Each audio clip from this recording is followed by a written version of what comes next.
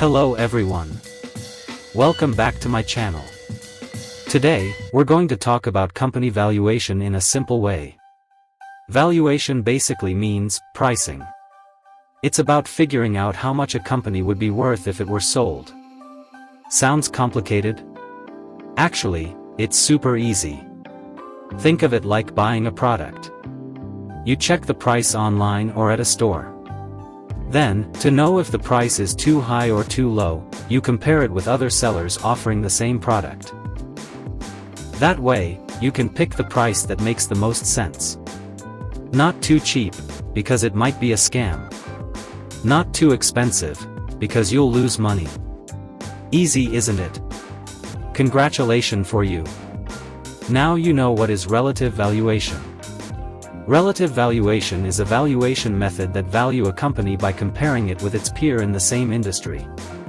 The only difference is, for products, you compare prices in online marketplaces. For companies, you compare them in the stock market. But the concept is basically the same: find a fair comparison, then decide the right value. Now imagine you want to buy a smartphone. Two brands with similar prices, you'll check online first. You look at the specs, durability, and warranty. That's how you compare which one is better. Now, comparing companies works the same way. In the stock market, each company has its own specs, revenue, profit, assets, and more. The challenge is, there are hundreds of companies. Checking them one by one would take forever. That's why we use financial ratios. They're not here to make things complicated, but to help us compare companies faster and easier. So, financial ratios are like a shortcut, making company valuation practical and efficient. That's why financial ratios become main tools in this valuation method. Let's switch to a different story. Imagine someone buys a house, not to live in, but to rent out. The plan is to keep the house for 10 years, then sell it afterward. You want to know how much total money that you will get by owning the house. Here's how the calculation works. Take the monthly rent, multiply it by 12 to get the yearly income. Then multiply that by 10, since you'll sell the house after 10 years. Of course, you can't just pocket all the rent. You need to subtract expenses like renovations and maintenance. Because if the house isn't well kept, tenants might leave. So, the remaining rent after expenses is your profit from renting. And in the 10th year, you'll get extra money from selling the house. That's the total amount you earn from this rental investment. By the way, do you like fried rice? Imagine the price of one plate today. It won't be the same 10 years from now. That's because the value of money decreases over time. This is what we call the concept of present value. So, if you earn rental income for 10 years, its value won't stay the same each year. For example, this year your rent revenue might buy 10 plates of fried rice.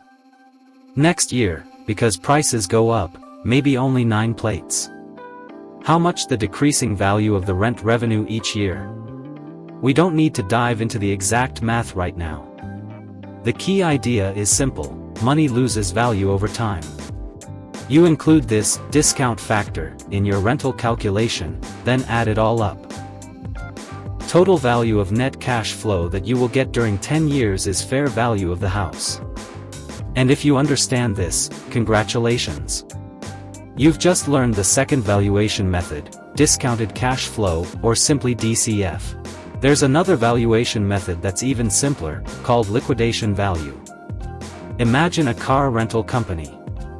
If you want to sell it, just count how many cars they own and multiply by the resale price of each car. Now, if the company's valuation is higher than the total resale value of all the cars, that extra amount is called goodwill. Goodwill represents the brand value the company has built over the years. So, liquidation value basically means calculating the real assets of a company, and then checking if there's any added value beyond the physical assets. There's another valuation method with very simple logic, called replacement cost. Imagine you want to open a store, and it costs about 100 million rupiah. Now, if someone tries to sell you their store for a much higher price, say, 125 million rupiah. Yeah, let's just reject it. We'd better make it ourselves. The question is, why pay more, if I can build the same store myself for less?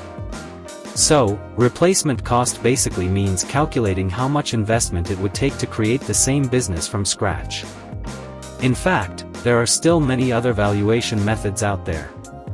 Each investment firm often has its own formula, just like restaurants with their secret recipes. But don't worry, the overall approach isn't too different from the methods we've already discussed. So even if the names and formulas vary, the core idea stays the same: finding the most reasonable way to value a company.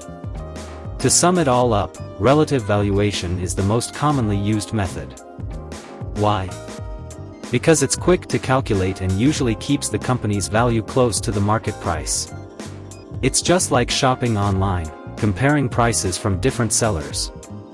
But here's the catch: this method only works if there are comparable companies in the stock market. If the business is too unique and no comparison exists, then its value becomes much harder to figure out. The DCF method is more complex, but its strength lies in giving a comprehensive view of a company's future profits. It doesn't just follow market trends blindly, which can be risky. Why? Because markets are highly vulnerable to economic bubbles. And once a bubble bursts, valuations can collapse overnight. DCF is often seen as the most rational option for the long term, since it focuses on one key question: can the company actually make profits?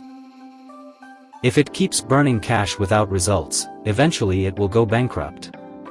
However, DCF is also very sensitive to assumptions. If your estimates are off, the valuation can change drastically. And honestly, who can guarantee that the future will match the financial projections we make today? That's why this method requires extra caution. The liquidation value method works best for companies with large fixed assets. If most of the assets are copyrights or brand names, like a gaming company or a film studio, this method becomes harder to apply. Liquidation value is also more suitable for companies that are about to shut down. Why? Because it only counts existing assets, without considering future growth potential. But in business, growth opportunities matter just as much as existing assets. Here's a simple example. Imagine a wealthy person who owns 10 cars for personal use. Now compare that to a car rental company that also owns 10 cars of the same type and production year. Using liquidation value, both would look the same since the assets are equal. But in reality, the rental company should be worth more, because those cars generate profit, unlike the private owner's cars that just sit there. The replacement cost method is usually suitable for small businesses. Why? Because starting a similar business is relatively easy, what we call low barrier to entry. It's also more realistic, since with the same investment cost, you can build a similar business from scratch. However, this method becomes difficult when applied to large companies or those with strategic locations. Think of businesses that have been operating for decades with multiple branches. To replicate them, you'd need not only money but also a huge amount of time. And that time factor is something replacement cost doesn't take into account. In practice, companies don't rely on just one valuation method. To get a fairer result, they usually combine several methods to find the true value of a business. That's the end of my explanation about different valuation methods. I hope it was clear and useful for you. Thank you for watching.